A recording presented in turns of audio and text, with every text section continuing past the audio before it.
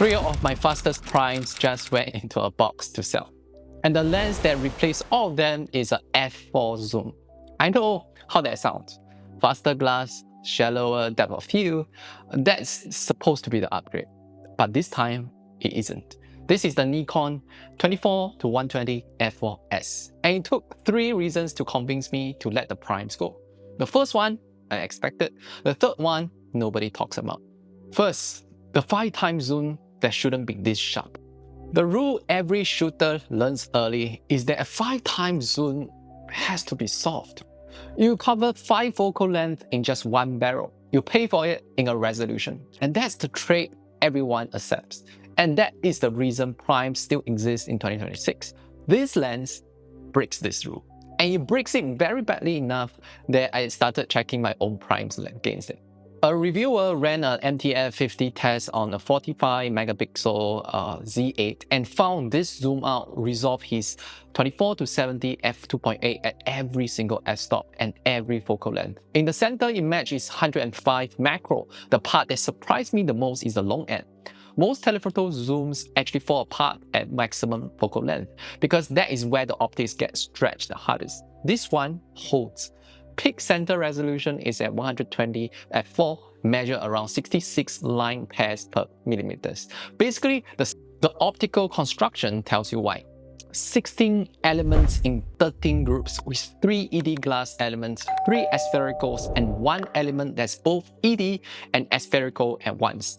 That's a lot of correction for a 5x zoom.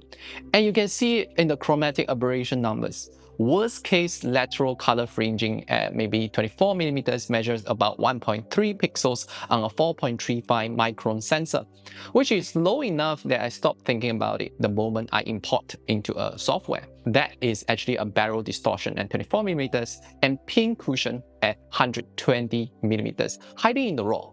But the lens writes a correction profile in the file, so Lightroom and Capture One straighten it in the moment without me touching a single slider. So if you're a photographer, don't have to worry about the distortion. For a colorist that isn't a spec sheet in a sharpness and micro contrast are the foundation I grade on top of it. Soft capture can't be graded back, and the lens that smear the long end forces me to crop around it or shoot a second angle. This one stays clean across the whole entire zoom range. So the grade starts from a real image instead of a rescue job. So the contrast structure is already in the file before I touch a single node. And that's the part that actually saves me time on the timeline. The constant f4, the colorist's secret. The second reason is the one that actually carries the whole script. And it's the constant f4. The aperture is f4 at 24mm, is f4 at 128mm. It never ramps. If you have only still shots, that sounds like a footnote. If you shoot video, it's the whole game. When a variable aperture zoom rolls from wide to telephoto, the exposure shifts mid-zoom. The camera climbs ISO to compensate. The noise floor changes and the clip you are trying to grade is now 2 different images stitched together in one file. So I ended up fighting the lens instead of building the look. The constant f4 kills that problem at the source. The captured image has the same exposure, the same noise, the same latitude at both ends of the zoom.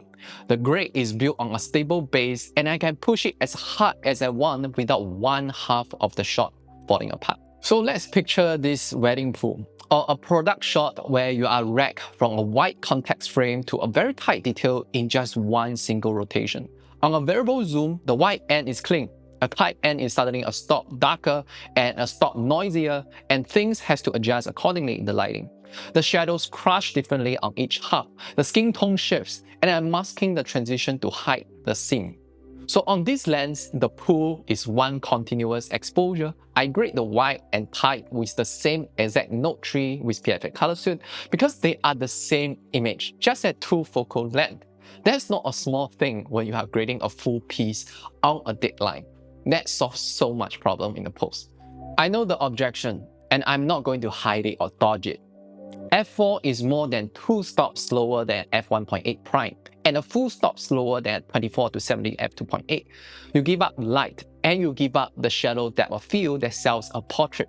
That's the real cost. What you buy back matters more than a graded work. So one lens covering 5 focal length, without remounting, an exposure that doesn't shift as you zoom, and a noise fall that stays clean and put across the entire take, even though you zoom midway. The grade stops being a fight against the lens. It becomes a fight for the look. Skill and grading carry the rest. The F4 isn't a ceiling when the capture is clean enough to push, and the S-line coating keeps that capture clean even when the light drops. So really remarkable engineering they have done to this. Now, the last part, the macro that nobody expected. The third reason is the one nobody talks about, and it's the reason that the prime actually lost. The minimum focus distance is 35 centimeters, and it's 35 centimeters at every focal range. At 120 millimeters, that turns into a 0.42 reproduction ratio. That's a near macro on a standard zoom with no macro lens in the back. I have seen reviewers who bought this for landscape kept writing the same thing and same story. They ended up using it as their go-to close-up lens. So one retired a 105mm macro because 0.42 times plus the dual stepping motor autofocus covered most of his close-up work, and he didn't need to go all the way to 1 time. I shoot a lot of product details and texture B-roll, and a single lens that does this wide establishing shot and the 120mm close-up of the same subject means the B-roll grade matches the A-roll grade. That's just exceptional. The optical character stays consistent, the coating behavior stays very consistent, and the flare response holds across the whole piece.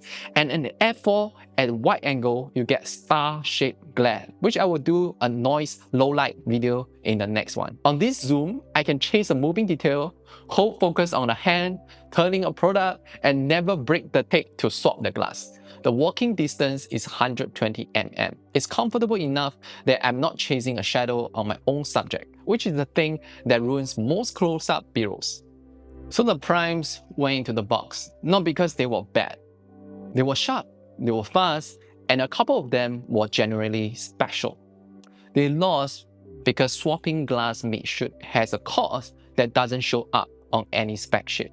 Every remount means rematching color, rebalancing exposure, and breaking the flow of the shoot. We are shooting documentaries. The whole lens changes the character. The flare moves, the contrast curve shifts, and now the edit jumps between two different optical signatures that have to reconcile in the grid. One lens, one optical character, one grid. That's the real wing.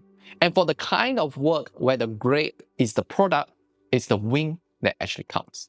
Thanks for watching until here, but you are midway through the entire production. We are going to review how I grade the N-Log footage across entire timeline on this using PFA Color Suite. So let's take a look. Hi everyone, welcome to the second part, which we talk about the color grading. We graded the entire production with PFA Color Suite as always. One note, AI color grading plugin that solves everything. So now we are grading N-Log. But one thing to take note, whatever log you are shooting at, make sure you overexpose by 1.7 stops. And you can bring back in post. So what we have done here, what I've changed in 15.2 is going to be the CinePulse AI. We have AI training that built in, so you can grade with the tool, feed your AI training, and it will grade exactly like you. You become your master personal assistant, all right? Next, we have correction log. Of course, one-click grade with AI. You will return the log to Red 709 just with one click, and you can adjust the slider afterwards. Look at how clean it just returned my log to Red 709. And at the same time, we also have correction print that built in to do 32-bit float mapping. So it's not a lot. It's 100% done by films emulations. So we are turn on film emulation later. We're going to show you everything. One more change we added in 15.2 is a film glaze. This is creating the wetness and the creamy depth in real films. So let's take a look at the exciting new features here. So what we do, correction log we done already, correction exposure, one click. Imagine one click you can finish the entire grade. Now let me go to something exciting, CinePulse AI. We have done 3 trainings from the previous shots and productions. So basically what we do, generate a look, you will filter through all the past work I have done. And look at it, one click. You will call 150 parameters in all in this group to create a grade. And this is the best tool out there. Who complains that N-Log will give you noisy footage? Look at how it cleans up everything. And actually, one click, I love the look of that.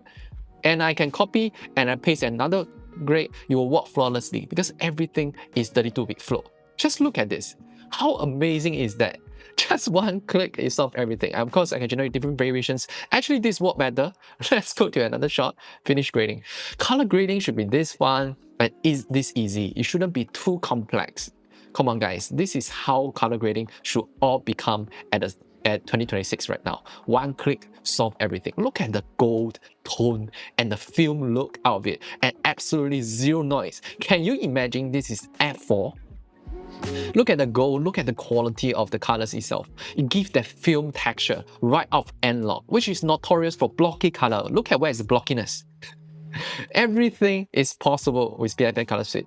So we are not following the traditional workflow where we are actually creating, find the mapping of the LUTs, we need to find the color space transform, scratch all that shit, man. Do it in the 2026 way. One click, finish all the grade, do your AI training so that it's good enough for you to produce any look you want. You don't like this look, generate the look again. How hard is that?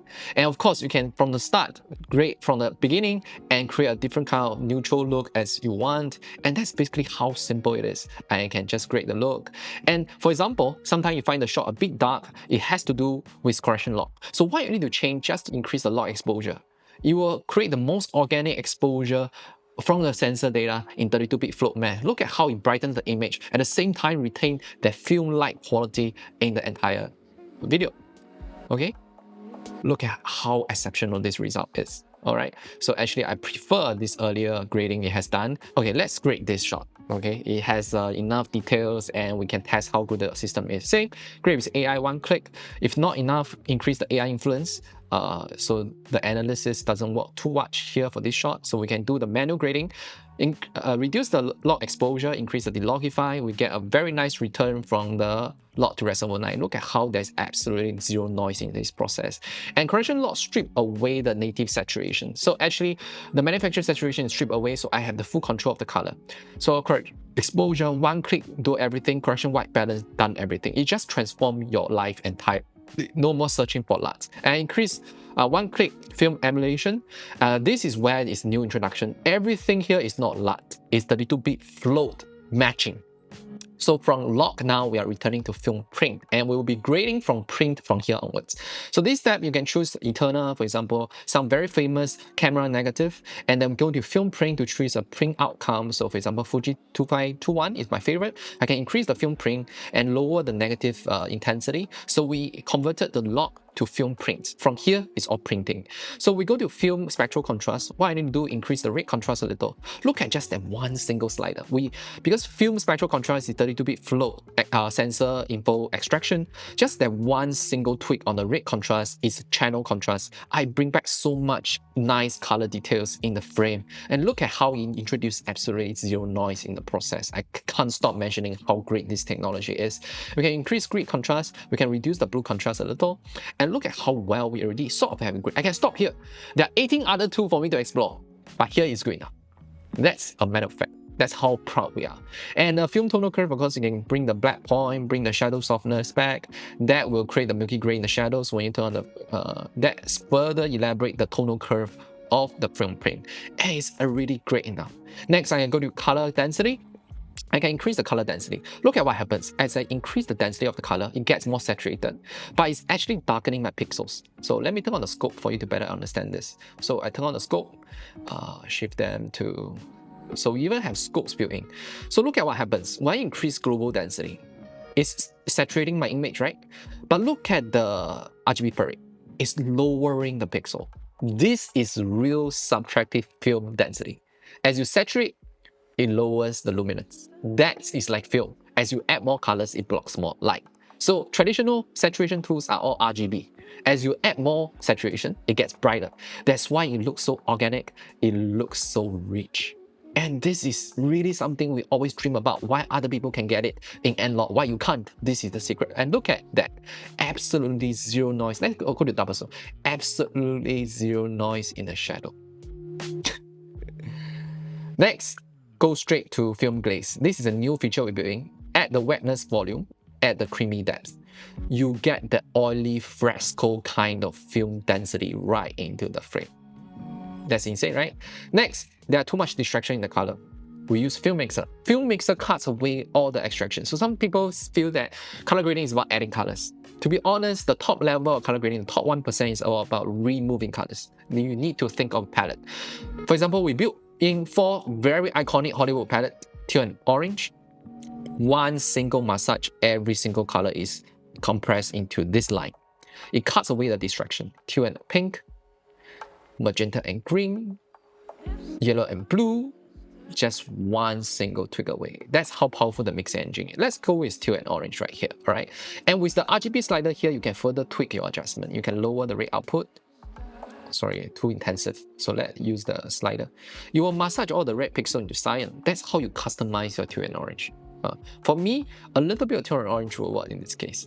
Last but not least, we need to talk about film separation. We build a palette, we want to stretch it along the axis. So red and cyan axis, look at how well it's stretching the separation only within the axis. Or I can tone it down. In this case, I want to tone it down a little. Then for film printer lights, is injecting color to create a vintage vibe. And colors that is not recorded on set. For example, I want to add more green to the set, more yellow to the set. Look at how now instantly create the nostalgic kind of color grading right here.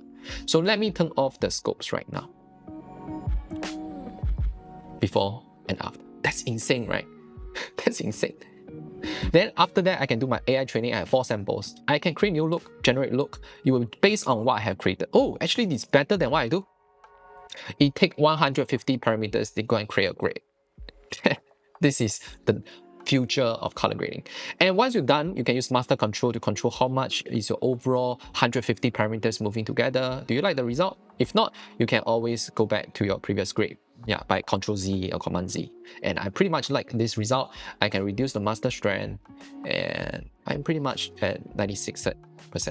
Then I can copy this grade and it will work flawlessly across all the shots because we are 32-bit float math. It will work across all cameras, all shots natively, right? Of course, this thing doesn't work that well. No worry. We already trained that. We just train the AI to learn. And then we just grade with AI. It will give me a better result right away. Then we just keep clicking until we give a, this is pretty nice. And we can go to the same thing, copy, not like the result, generate look until it give you a nice result. And that's how crazy this engine is. Okay, you can download the free trial of PFA Color Suite. It's at 11.3. 15.2 will be available exactly in 1 month's time at the end of this month. And it will be a game breaker and the price gonna soar exponentially. And you can buy the monthly license at $19.90. And those who already subscribe, you are never gonna raise the price for you. As long as your subscription is active, the price will stay the same. And that's a promise we always have. And if you want to pursue the lifetime license, always use Thank You 2026 to enjoy 40% off, and it's ending this month. Okay, that's all for this episode. My name is Nash, Passion Fuels Ambition. Hope you love it. I will see you in the next one.